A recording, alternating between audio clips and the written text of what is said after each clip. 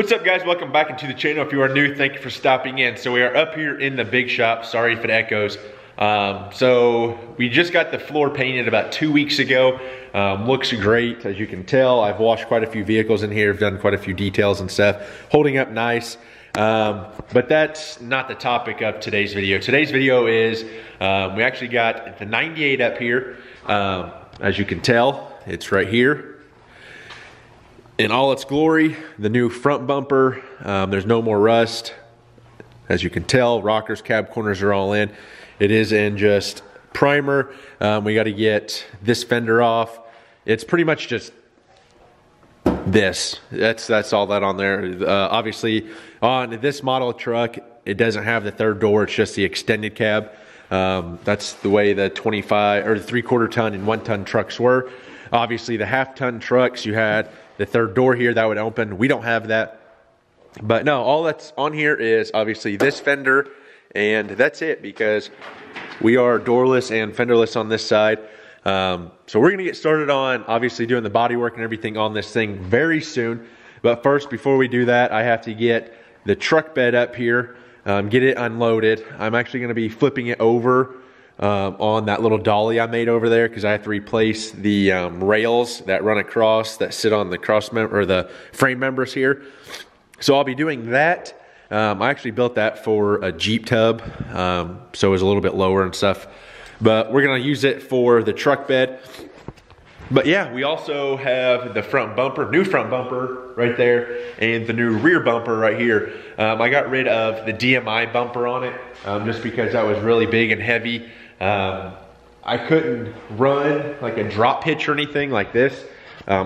Obviously, because on the D.M.I bumper, it's like the tongue style, so you can just drop a hitch pin in, and then that's it. This way, I can still be able to pull like bumper trailers and stuff without a problem. That D.M.I bumper, obviously, it still slid into the frame channels here, but the actual tongue part of it was probably 2 to 3 inches higher. So any trailer you hauled, by the time you got back, say back here where you're hauling, the trailers, I mean, it was inches from the asphalt. So that's why we decided to go back to the hitch and this bumper. We are going to be doing collared match bumpers on this. We had everything sandblasted. Obviously the front bumper is chrome, so I'm going to hit it with 80 grit. He did a pretty nice job sandblasting it, but obviously there's still some shininess to it, and I want to get all that off. So I'm going to hit it with 80 grit, get it nice and cleaned, and then I'll probably hit it with a self-etching primer, and then come back with an epoxy primer, and then throw some like adhesion promoter over everything before I go to paint it. But when we go to paint these, obviously the black covers here that are in the office, I might do a bed liner material across those. Not 100% sure yet. I want them to have a little bit of texture. The pieces that are like right here is what I'm talking about. I want them to have some texture. I don't want it to all be just smooth, because I'm going to be doing a chip guard across the bottom here again. I'm not going to go as high as I did the first time. Obviously I went all the way up to this body line. I'm probably just going to do about 6 inches, so right here somewhere. And then I'm still going to probably collar match it. We are going to be doing some stuff a little bit different here on the truck. Obviously we have the rough country 6-inch lift on this. It's sitting about a 4.5 now. We could take it higher, because I do have aftermarket torsion keys in it, which we could crank up, and Chad said we could probably get this thing sitting at about 7.5-ish, which I don't want it to be, because then all the angles and stuff are going to be just messed up. Right now, CV axles and everything are perfectly straight, so that is fantastic. Everything up here is pretty much new. We had to cut some of the frame brackets off to replace. Have the rough country shocks, new CV axles, sway bar end links. So a lot of that stuff's been changed. Should have a real nice ride. We have to figure out what size block we need in the rear though. So what's gonna happen is, once we put these new fenders on it, like this here, I had to trim some out. I don't want to do that. So we're gonna get the new fenders put on and mounted, and we can kind of take it up if we need to, so I can have a full turn without cutting anything out, which will be great. but therefore we have to figure out what size rear lift block we need back here, because right now she's sitting like that Carolina squat. You probably can't really tell, but I mean, it does have a little bit of a rake to it. So we're gonna get that figured out, but enough of me talking. Let's go ahead and get the bed in here, the new doors, the hood, and all that unloaded. Okay guys, so I didn't get any filming of us unloading everything just because I was trying to get everything done. Thank you to the fiance and my dad for helping me. So what we all unloaded was obviously the grill and headlight bezel, the little trim piece there goes underneath, door panel, the doors, the new doors, the hood, and then the bed is everything that was packed onto the 79. So what we did is, obviously this was flipped over and we had pallets set on the 79's flatbed that we lowered the truck bed down on, and then we piled all the doors up on the header panel here, which was up against the headache rack on the 79. So all the doors were here, then we had the hood down underneath on the inside, and then we just kind of filled the spots with the other panels and stuff. So now it's crunch time, guys. We're gonna get at it on this project. Hopefully tomorrow.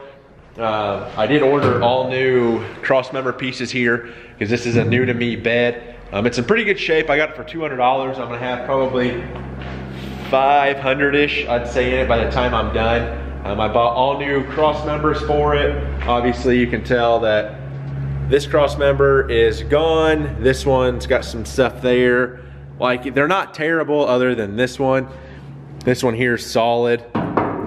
So we're gonna go ahead and get all these replaced, but I got all new cross members, five new cross members for $210. And then they also came with all new hardware bolts, which is great. So I'm not trying to track some down or trying to get these ones out or whatever.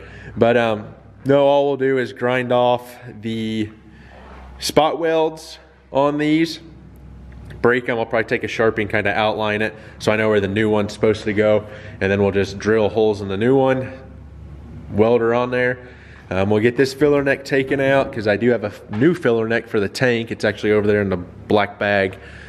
And then I believe it's this side. Yep, right here. So I have this new panel. It's in the cruise. Not entirely sure how I'm gonna kind of squeeze this thing in there.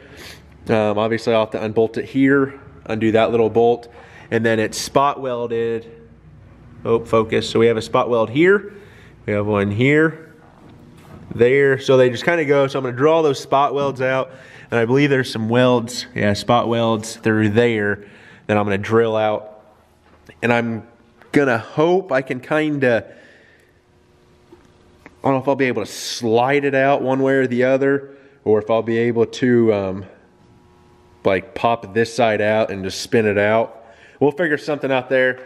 But other than that, this bed's in pretty good shape. There's no rust here.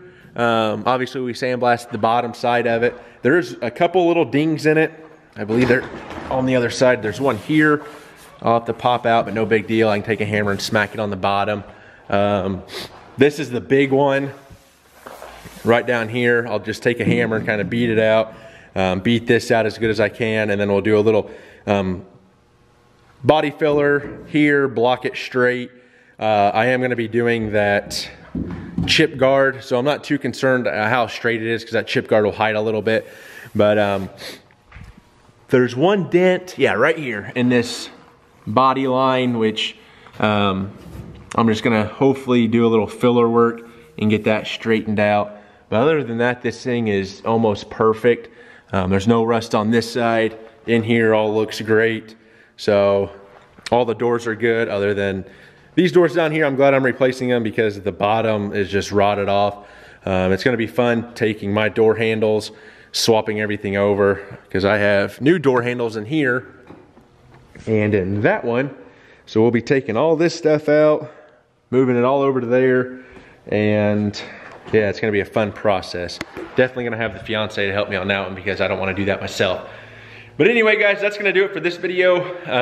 Hopefully you guys are ready to start watching some videos here on the 98. I don't know if I'm gonna do some like how-to videos. I might do a how-to on like changing the cross members and stuff on that. But a lot of this is just gonna be like some fun time lapse and different stuff like that. Probably have a couple of the buddies over some nights help me just get this thing cranked out. I'm ready for the truck show and car show season. I'm excited. I know she's excited to have this thing back, right? So it's been a few months, like, I don't even know, it's probably been 3 months since I've driven this thing. So it's gonna be fun, get it back up and running. So if you guys enjoy the 98 and the videos like this, be sure to give this video a thumbs up, smash that subscribe button, and remember, learning as I do, doing what I love. I'm the GM man. I'll catch you guys in the next one. Peace.